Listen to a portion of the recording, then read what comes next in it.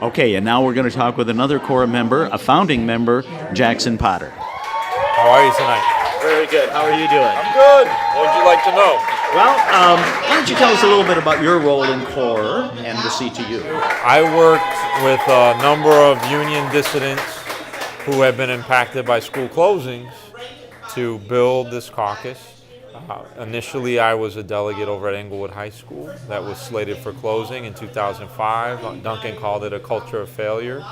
I was the union delegate. We started organizing. We tried to get the union officials involved, and they basically told us we had to get our resumes ready because it was a done deal.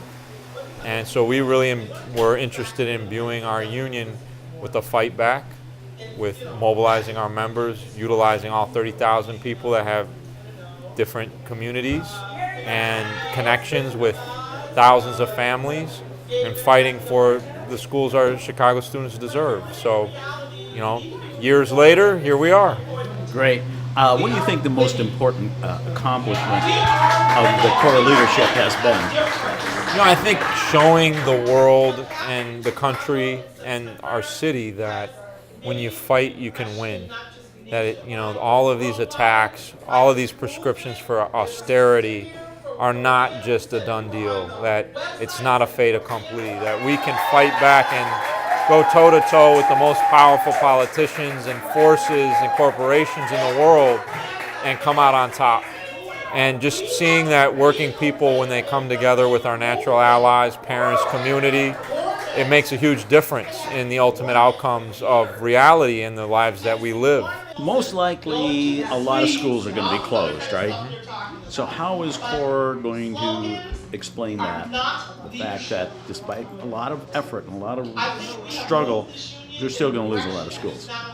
We live in a very undemocratic situation where, despite the overwhelming unpopularity of these policies, the mayor and his friends on Wall Street have decided doesn't fit in with their bottom line, doesn't fit in with how they view the city as sort of a global metropolis, that they don't think serving poor people and working families with high-level services is what is going to make them more competitive. And so they've made a decision that cuts against the interests of the constituents that elected them.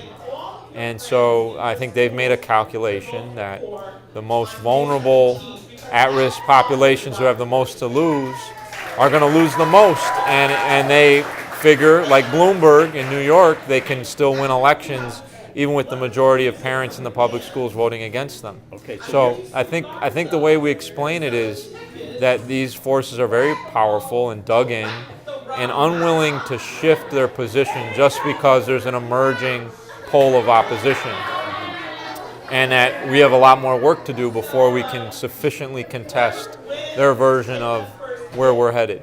Okay, so this struggle is not just against the Board of Education. It's really against the power structure of Chicago. Absolutely. Which is tied into the global power structure. Certainly. I mean, they got rid of the most public housing in the country's history in '99 with the CHA Plan for Transformation. That's directly connected with them moving people out of their schools and the most closings in U.S. history. So those two things are linked. So this is a consistent policy they've had for the past decade or more. Certainly. Well, what do you think is the main challenge ahead for CORE and the CTU in let's say, the next year? I think building an infrastructure that has the ability to represent all of the concerns that people have with the way things are headed and kind of merges the interests of disparate factions within the city, different sectors, working people, unemployed people, and magnifying a vision that we all share for an egalitarian and just city that serves all of us. So it goes beyond just what's happening in the schools alone to the wider community. Absolutely. It's, sort of building a Harold Washington moment where you see a convergence of people from different parts of the city saying, this isn't right. And the forces that have created inequity are much too strong and central to the policymakers, and we have to recalibrate. So what is your final message you'd like to send out to the teachers of Chicago? Just that, we're winning this fight, even though it appears in different moments that, the city is trying to deliver the knockout blow.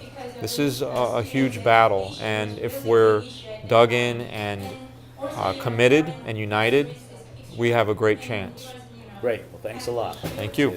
All right. Back to the festivities. Okay.